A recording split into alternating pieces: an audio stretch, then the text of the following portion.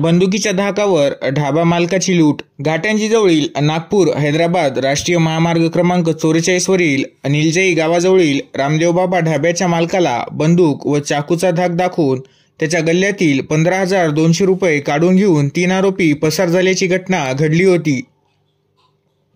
पोलिसांनी या प्रकरणातील आरोपींना अवघ्या 2 तासात जेरबंद केले। करण संजय शिंदे वय 30 वर्ष राहणार ताडुंबरी, सुमित मोक्षवीर वानखेडे राहणार लट्टारे लेआउट पांढरकवडा व शेख समीर शेख चांद वय 23 वर्ष राहणार आखाडावाड पांढरकवडा अशी आरोपींची नावे आहेत। राष्ट्रीय महामार्ग क्रमांक 44 वरील निलजई शिवारातील रामदेवबाबा ढाबा नेहमीप्रमाणे रात्री 12 वाजता बंद झाला होता। गुरुवारी पहाटे 2:30 वाजताच्या सुमारास 3 व्यक्ती दुचाकीने ढाब्यावर आले।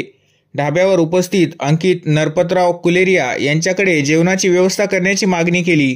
अंकितने ढाबा बंद झाला आहे त्यामुळे जेवण मिळणार नसल्याचे नम्रपणे सांगताच त्यातील एकाने अंकितवर बंदूक ताणली तर दुसऱ्याने चाकू दाखवला।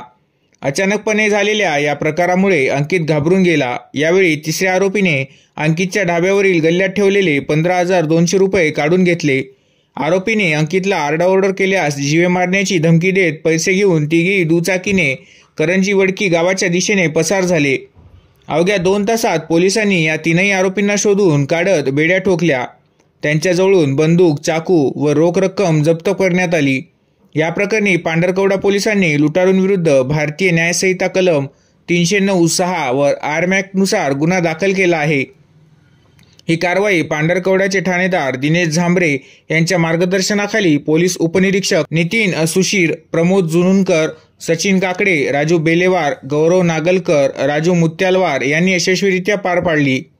राष्ट्रीय महामार्गावरील लूटमारीच्या घटनेने सुरक्षेचा प्रश्न ऐरणीवर आला आहे। अनेकदा व्यापारी, फायनान्स कंपनीचे कर्मचारी रोकड घेऊन प्रवास करतात। यापूर्वी त्यांनाही लुटण्यात आल्याच्या घटना यवतमाळ, उमरखेड, पुसद तालुक्यात घडल्या आहेत। अंकितने तात्काळ 112 नंबरवर कॉल करून घटनेची माहिती पोलिसांना दिली।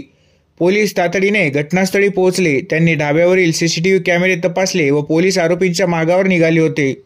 तसेच 2 तासाच्या आत पोलिसांनी आरोपींना जेरबंद केले।